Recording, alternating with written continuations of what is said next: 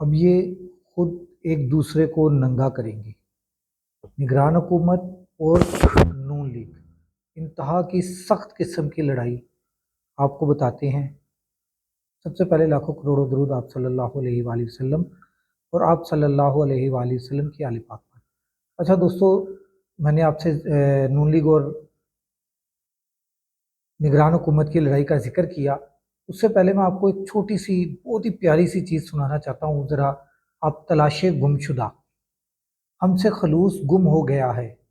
इसकी उम्र कई सौ साल है। बुढ़ापे की वजह से काफ़ी कमज़ोर हो गया है।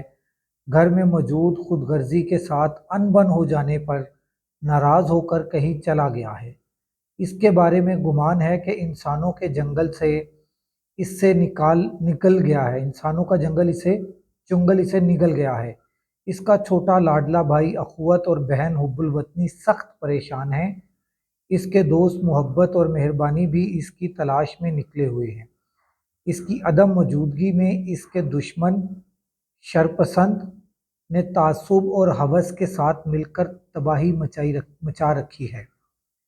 इसकी जुड़वा बहन शराफत का इसके फराक की वजह से इंतकाल हो चुका है।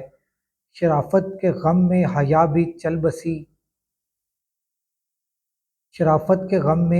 भी चल बसी है। इसका बड़ा भाई इंसाफ इसके जुदाई में रो रो कर अंधा हो चुका है।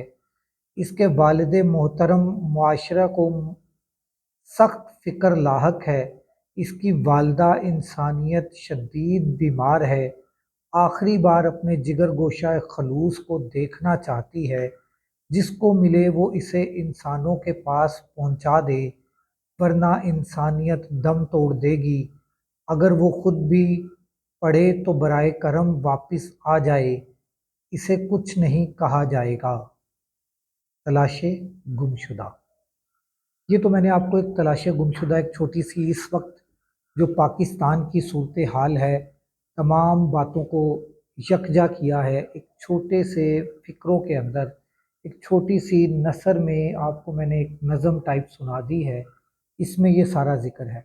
आ जाते हैं अब पीडीएम की और पीडीएम प्रो मैक्स की और जो हमारी निगरान सेटअप था, इनकी आपस में लड़ाई शुरू हो गई है। हनीफ अब्बासी साहब कहते हैं कि जनाब आप अनवारुल हक काकड़ साहब को कि आप गंदुम चोर हैं। आपने गंदुम में 85 अरब रुपया बना लिया है। आपने फलां काम कर लिया है। आपने फलां काम कर दिया है। आप चोर हैं। आपने चोरियां की हैं। ये कौन कह रहे हैं? नून लीग पीडीएम प्रो मैक्स कह रही है। और आगे से अनवारुल हक काकड़ साहब का जुमला बड़ा यादगार जुमला है जो आपको बताना है। वो जुमला ये है कि आगे से अनवारुल हक काकड़ साहब कहते हैं, जो हमारे निगरान वज़ीर आज़म थे, वो फरमाते हैं कि अगर फार्म 47 मैंने खुलवा दिया और फार्म 47 खोल दिया गया तो नून लीग कहीं पर नज़र नहीं आएगी। मतलब कि जो इस वक्त हमारे पास साफ़ी ज़राए के पास इंफॉर्मेशन है कि नून लीग कुछ 25 एक सीटें 17 से 25 सीटें मुख्तलिफ हैं कि जी कोई कहता है 17 सीटें नून लीग जीती है पूरी नेशनल असम्बली की। कोई कहता है कि जी 25 सीटें जीती है पूरी नेशनल असम्बली की।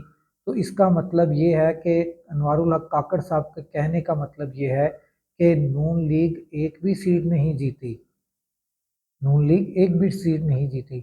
इनके तो जो सबसे बड़े लीडर हैं मियां नवाज शरीफ, वो उस औरत से हारे हैं जो कैंसर की पेशेंट है और जेल के अंदर कैदो बंद की मुश्किलात बर्दाश्त कर रही है, जो कि उसका बेगुनाह बर्दाश्त कर रही है।